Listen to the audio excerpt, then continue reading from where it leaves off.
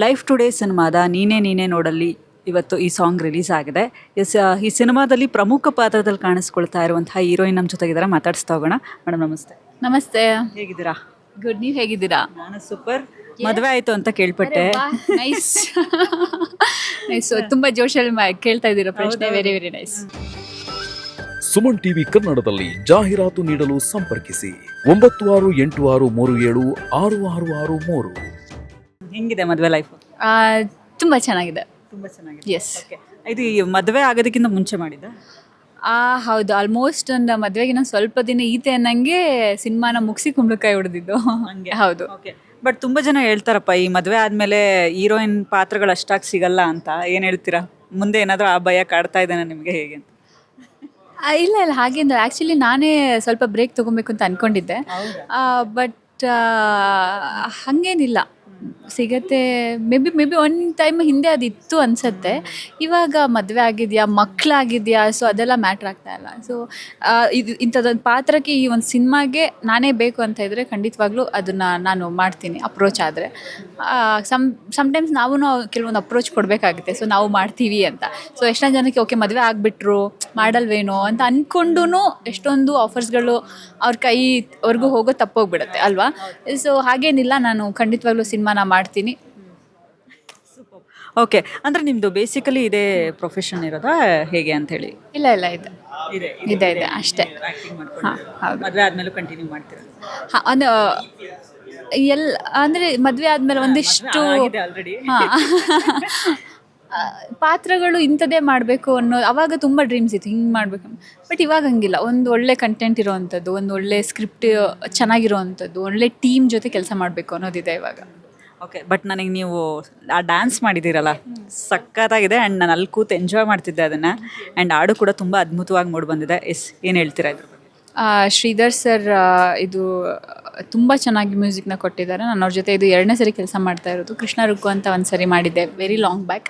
ಅದಾದಮೇಲೆ ಈ ಸಿನಿಮಾದಲ್ಲಿ ಸೊ ಲೈಫ್ ಟೈಮ್ ನನಗೆ ಚೆರಿಷ್ ಮಾಡಿಕೊಂಡು ಖುಷಿ ಪಡೋವಂಥ ಮ್ಯೂಸಿಕ್ನ ಶ್ರೀಧರ್ ಸರ್ ಕೊಟ್ಟಿದ್ದಾರೆ. ಹಾರ್ಟ್ಫುಲ್ಲಿ ನನಗೆ ಥ್ಯಾಂಕ್ ಯು ಹೇಳ್ಬೇಕು ಅವರಿಗೆ. Thank you sir. ಓಕೆ. ಇದರಲ್ಲಿ ನಿಮ್ಮ ಪಾತ್ರದ ಹೆಸರು ಅಮೃತ ಅಂತ ಹೇಳಿ. ಲೈಫ್ ಟುಡೇ ಅಂದರೆ ನಮ್ಮ ಟೈಟಲ್ಗೆ ತಕ್ಕಂತೆ ಇವತ್ತಿನ ಜನ್ರೇಷನಲ್ಲಿ ಹೆಣ್ಮಕ್ಳು ಯೂಶ್ವಲಿ ಸಿನಿಮಾನ ಹೆಂಗೆ ತೋರಿಸ್ತೀವಿ, ಒಂದು ರಿಯಲ್ ಲೈಫಲ್ಲಿ ಏನು ಹೇಳ್ತಿದ್ಯೋ ಅದನ್ನು ಸ್ವಲ್ಪ ಕಮರ್ಷಿಯಲ್ ಆಸ್ಪೆಕ್ಟ್ಸ್ನ ಮಿಕ್ಸ್ ಮಾಡಿ ಒಂದಿಷ್ಟು ಬೇರೆ ಥರ ಹೇಳೋ ಟ್ರೈ ಮಾಡ್ತೀವಿ. ಬಟ್ ಈ ಸಿನಿಮಾದಲ್ಲಿ ಹಂಗಲ್ಲ. ನಿಜವಾದ ಹುಡುಗಿ ಅವಳು ಏನು ಯೋಚನೆ ಮಾಡ್ತಾಳೆ, ಅವಳ ಕಾಲೇಜಿಗೆ ಹೋಗುವಾಗಿರ್ಬೋದು, ಲವ್ ಮಾಡುವಾಗ, ಮದುವೆ ವಿಚಾರದಲ್ಲಿ ಹೆಂಗೆ ಯೋಚನೆ ಮಾಡ್ತಾಳೆ, ಅದನ್ನು ಸೊಸೈಟಿ ನಮ್ಗೆ ಇವಾಗ ನೋಡ್ತೀವಿ, ತುಂಬ ಟ್ರೋಲ್ ಮಾಡ್ತಾ ಇರ್ತಾರೆ. ಇದು ಮಾಡಿಬಿಟ್ಲು, ಬಿಟ್ಬಿಟ್ಲು, ಮದುವೆ ಆಗಿಬಿಟ್ಲು, ಅದೆಲ್ಲ ಮಾಡ್ತಿದ್ದೆ. ಅದೇ ರಿಯಾಲಿಟಿ ಆ್ಯಕ್ಚುಲಿ ನಡೀತಾ ಇದೆ ಅದು. ಸೊ ನಾವು ಸಿನಿಮಾದಲ್ಲಿ ಬೇರೆ ಥರ ತೋರಿಸೋ ಪ್ರಯತ್ನ ಮಾಡ್ತೀವಿ. ಬಟ್ ಈ ಸಿನಿಮಾದಲ್ಲಿ ಹಾಗಲ್ಲ. ಒಂದು ಹೆಣ್ಮಗು ಒಂದು ಪ್ರೀತಿ ಅಂತ ಬಂದರೆ ಏನು ಯೋಚನೆ ಮಾಡ್ತಾಳೆ, ಮದುವೆ ಅಂತ ಬಂದರೆ ಓಕೆ ಇದಲ್ಲ ಅದರ ಸಮಥಿಂಗ್. ಹೆಣ್ಮಕ್ಳಿಗೆ ಮೂಡ್ ಸ್ವಿಂಗ್ಸು ಜಾಸ್ತಿ ಆಗ್ತಾ ಇರುತ್ತೆ. ಸೊ ಯೋಚನೆ ಮಾಡೋ ಶಕ್ತಿನೂ ಕೂಡ ಇವತ್ತಿದ್ದಂಗೆ ನಾಳೆ ಇರಲ್ಲ.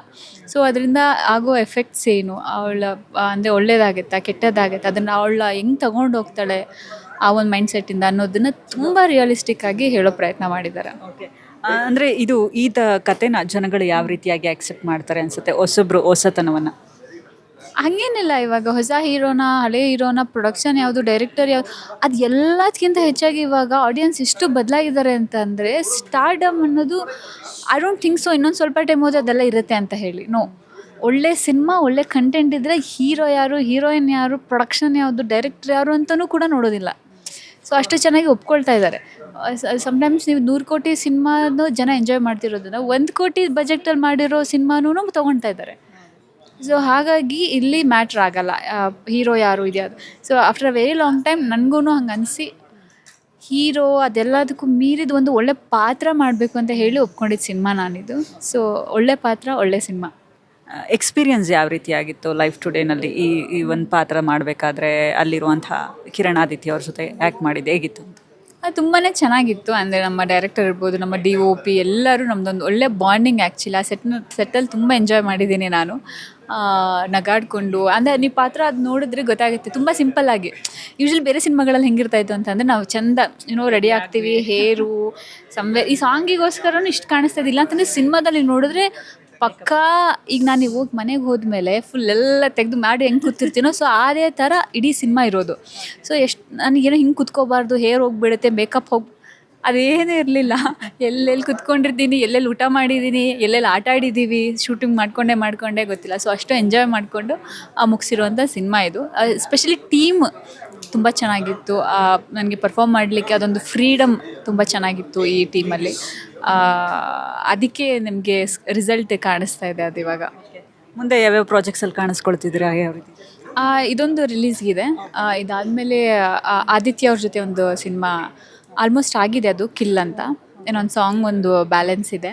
ಸೊ ಸದ್ಯಕ್ಕೆ ಇದು 2 ಸಿನಿಮಾ ರಿಲೀಸಿಗೆ ರೆಡಿ ಇರೋದಿದೆ. ಫ್ಯೂಚರಲ್ಲಿ ಯಾವ ಹೀರೋ ಜೊತೆ ಆ್ಯಕ್ಟ್ ಮಾಡ್ಬೇಕಂತ ಆಸೆ? ಎಲ್ಲ ಹೀರೋ ಜೊತೆನೂ ಮಾಡಬೇಕಂತ ಆಸೆ ಇದೆ. ಹಾಗೇನಿಲ್ಲ ಮ್ಯಾಮ್, ಆಸೆ ಆಯಿತು ಅವಾಗಂದ್ರೆ ಪುನೀತ್ ಸರ್ ಜೊತೆ. ಅಫ್ಕೋರ್ಸ್ ಪ್ರತಿಯೊಬ್ಬರಿಗೂ ನೀವು ಕೇಳಿದ್ರೆ ಯಾರೂ ಇಲ್ಲ ಅಂತ ಹೇಳೋದೇ ಇಲ್ಲ, ದರ್ಶನ್ ಸರ್ ಜೊತೆ ಮಾಡಬೇಕು ಅಂತ ಇರುತ್ತೆ ಅಂತ. ಅವಕಾಶ ಎಲ್ರಿಗೂ ಪಾಪ ಅವ್ರಿಗೆ ಕೊಡೋಕ್ಕಾಗಲ್ಲ, ವರ್ಷಕ್ಕೆ 1-2 ಸಿನಿಮಾ ಮಾಡೋಕ್ಕಾಗತ್ತೆ. ಸೊ ಅದರಲ್ಲಿ ಯಾರಿಗೆ ಅವಕಾಶ ಸಿಗುತ್ತೋ ಅವ್ರದ್ದು ಅದೃಷ್ಟ. ಸೊ ನನಗೂ ಸಿಕ್ಕಿದ್ರೆ ಖಂಡಿತವಾಗ್ಲೂ ತುಂಬ ಖುಷಿಯಾಗಿ ಮಾಡ್ತೀನಿ. ಓಕೆ, ದರ್ಶನ್ ಸರ್ ಜೊತೆ ಯಾವ ಒಂದು ಪಾತ್ರದಲ್ಲಿ, ಅಂದರೆ ಹೀರೋಯಿನ್ ಆಗಿನಾ ಅಥವಾ ತಂಗಿ ಆಗಿನಾ? ತಂಗಿ ನೋ ಹೀರೋಯಿನ್ ಆಗಿ. ಹೌದು. ತಂಗಿ ಪಾತ್ರ ಎಲ್ಲ ಬೇಡ, ಬೇಡ ಬಂದರೂ ಬೇಡ ಅಂತೀರಾ? ಬಂದ್ರೇನು ಬೇಡ ಅನ್ನಲ್ಲ, ಕಥೆನೇ ಅಣ್ಣ ತಂಗಿದಾಗಿದ್ರೆ ಓಕೆ ಮಾಡ್ತೀನಿ. ಅಲ್ಲಿ ಹೀರೋಯಿನ್ ಮತ್ತೆ ಸಪ್ರೇಟಾಗಿ ಆ ಕಡೆಯಿಂದ ಬರ್ತಾರಂದರೆ ನೋ. ಈ ಇಡೀ ಸಿನಿಮಾ ಅಣ್ಣ ತಂಗಿದೆ ಸ್ಟೋರಿ ಅಂತ ಅಂದರೆ ಎಸ್. ಹಂಗಂದ್ರೆ ದರ್ಶನ್ ಅವ್ರ ಮೇಲೆ ಕ್ರಶ್ ಆಗಿದೆ? ಇಲ್ಲ ಆ ಥರ ಏನಿಲ್ಲ. ಒಂದು ಒಳ್ಳೆ ಆರ್ಟಿಸ್ಟ್ ಆಗಿ ತುಂಬ ಅವ್ರ ಮೇಲೆ ರೆಸ್ಪೆಕ್ಟ್ ಇದೆ ಅಷ್ಟು. ಅದು ಬಿಟ್ಟರೆ ಕ್ರಶ್ ಅಂತ ಇದೇನಿಲ್ಲ. Thank you so much.